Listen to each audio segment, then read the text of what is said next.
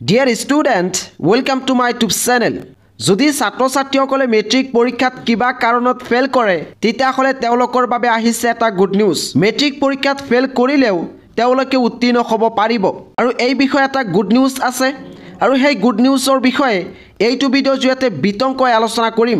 গতিকে তোমালোকে যদি এই বিষয়ে জানিব বিচৰা তেতিয়াহ'লে স্কিপ নকৰাকৈ সম্পূৰ্ণ ভিডিঅ'টো চাবা, লগতে চেনেলটো ছাবস্ক্ৰাইব কৰি থৈ দিবা, কাৰণ এইটো চেনেলৰ জৰিয়তে মেট্ৰিক আৰু হায়াৰ ছেকেণ্ডাৰী চূড়ান্ত পৰীক্ষাৰ বিষয়ে প্ৰতিটো মুহূৰ্তৰ খবৰ দিয়া হয়।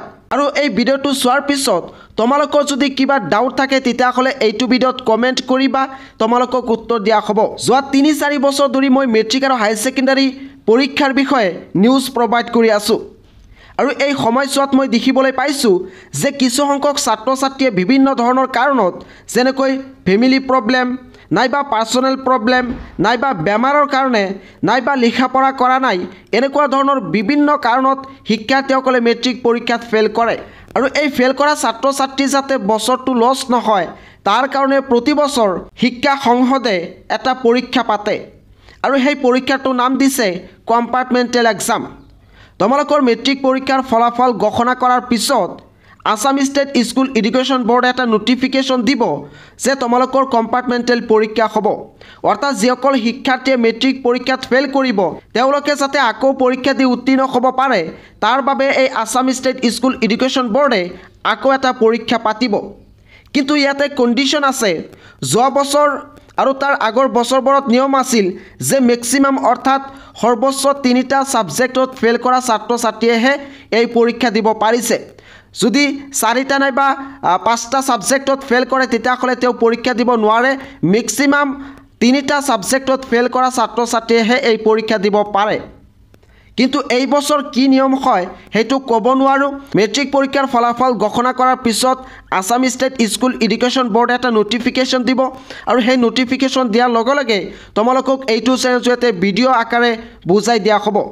এতিয়া প্ৰশ্ন হ'ব পাৰে, যদি এজন ষ্টুডেণ্টে MCQত পাছ কৰিছে কিন্তু থিয়ৰীত পাছ কৰিব পৰা নাই তেতিয়াহ'লে তেওঁৰ এই MCQ আৰু থিয়ৰী দুটাতেই কম্পাৰ্টমেণ্টেল পৰীক্ষা দিব লাগিব নেকি? যোৱা বছৰ এনেকুৱা নিয়ম আছিল, যদি কোনোবা এজন ষ্টুডেণ্টে MCQত পাছ কৰিছে কিন্তু থিয়ৰীত পাছ কৰা নাই তেওঁ কেৱল মাত্ৰ থিয়ৰী কম্পাৰ্টমেণ্টেল পৰীক্ষা দিলেই হৈ যাব। MCQ আৰু থিয়ৰী দুটা দিব নালাগে, কেৱল যিটোত ফেল কৰিছে সেইটো পৰীক্ষা দিলেই হৈ যাব। আৰু এই কম্পাৰ্টমেণ্টেল পৰীক্ষাৰ বিষয়ে তোমালোকে এইটো চেনেলৰ জৰিয়তে আৰু অধিক জানিব পাৰিবা।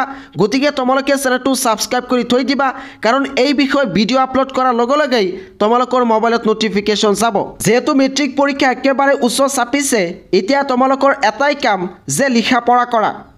তোমালোকে এতিয়া হাৰ্ড ৱৰ্ক কৰিব লাগিব যাতে তোমালোকে এই মেট্ৰিক পৰীক্ষাত ভালদৰে উত্তীৰ্ণ হ'ব পাৰা।